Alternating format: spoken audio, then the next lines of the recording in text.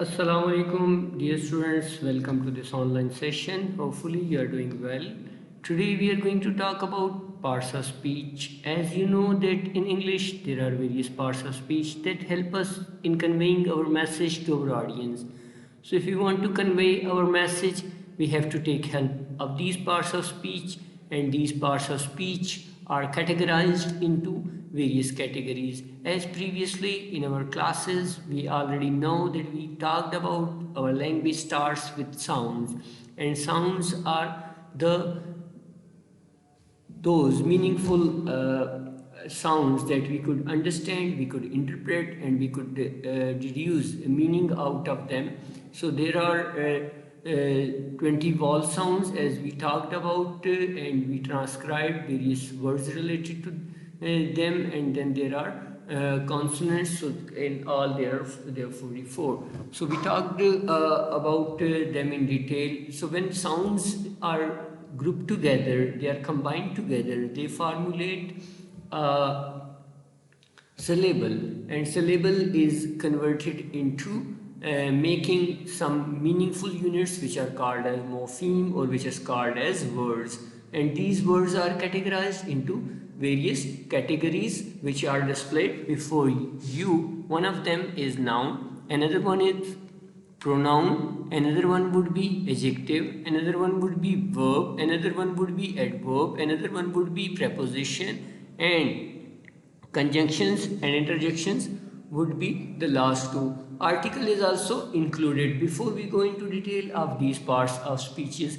so let's see that how these parts of speeches convey in giving us the meaning. But before we go into that, we have some rules while for talking, for writing, for speaking, whenever we utilize language. So these are called cooperative principles. Cooperative principles are the principles that make meaningful utterances, that make us understand the message, the content, and the meaning of whatever the message is given to us, whatever the message is delivered to us.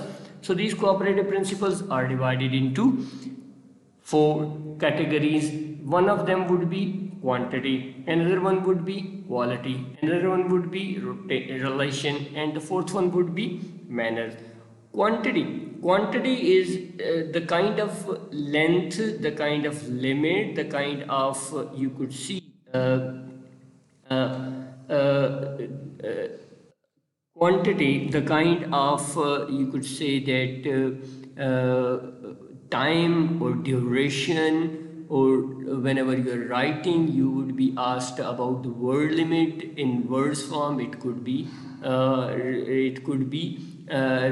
some pages or some paragraphs or some you could see characters. So its first principle says, and it is the first maxim that states, that make your contribution as informative as is required, but no more, no less than it is required. So whatever is asked, you have to correlate your answer according to that. You can't exceed the limit, you can't decrease the limit. So you have to remain within that particular zone, within that particular limit. So that limit is going to determine, and that limit is going to decide how are you going to contribute to the meaningful message which is required, which is demanded by the situation.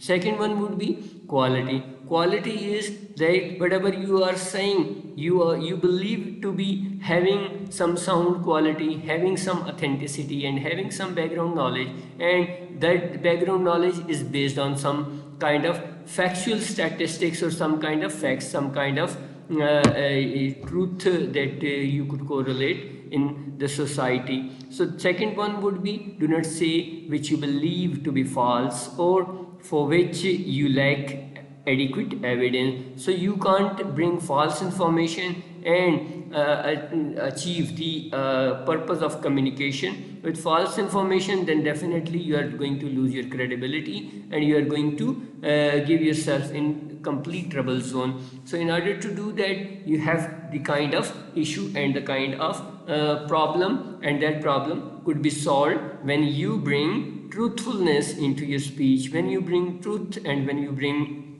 authenticity in your talk. So second